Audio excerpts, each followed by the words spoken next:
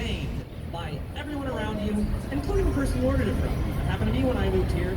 The image of the cashier sneering at me when I ordered that is etched into my mind. But if you want to get it Chicago style, which is my favorite way to eat hot dog, and this is true, ask them to drag it through the garden. And they're gonna put pickles, peppers, relish, tomatoes, onions, and mustard.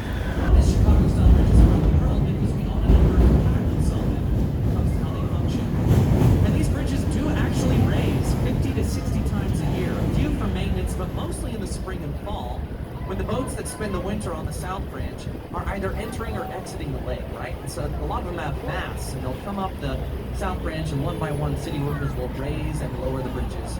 It's a pretty cool sight if you get to see the boat flotilla in the spring. It's a busy night on the river tonight.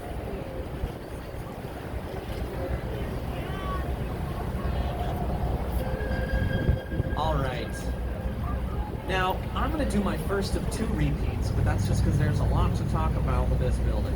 And I'm going to go back to the massive Merchandise Mart. That's this huge Art Deco building straight in front of us on the left side of the river. Now, the Merchandise Mart was the first Art Deco building that we talked about on the tour this evening. But we were right next to it, so it looked a little different from that angle. And the Merchandise Mart, all the dead rich guys who helped pay for Chicago when it was a baby. So Marshall Fields is one of those. We got a Kennedy up there as well. And of course their backs are facing the river because I guess they didn't want to look at a polluted river in the afterlife. All right, over to the right, you see this glass box mounted on the side of the Riverwalk? That is, inside there is an $8 million projector system, 34 projectors. Every night at sunset during the summer, it's already started about 9 o'clock, it displays digital animated art on the walls of the Merchandise Mart. And it's really cool. These designers have it.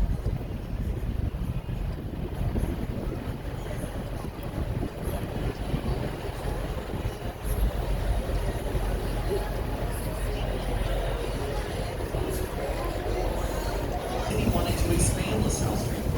The problem was this brick building near the left. This is the Reed Murdoch Center from 1914, built as a grocery warehouse. And if you look closely on the right side of the clock tower, there are 6 bays of windows, but on the left there are only 5. That's because when they expanded LaSalle Street, they just chopped the end of the building. Pretty straightforward solution to that problem, right? Dark concrete. But brittleism actually comes from the French béton brut, which means raw or rough concrete. So that concrete's a staple there. Now this was a style found typically in sturdy institutional buildings like banks and courthouses. And I don't know who came up with this, but at Shoreline, we have affectionately nicknamed this building the Danny DeVito. For obvious reasons. Hey, no shade to Danny, I love him, but he's kind of short. Sandwiched between 2 supermodels on either side. Now, you're going to start noticing that the breeze is going to get cool.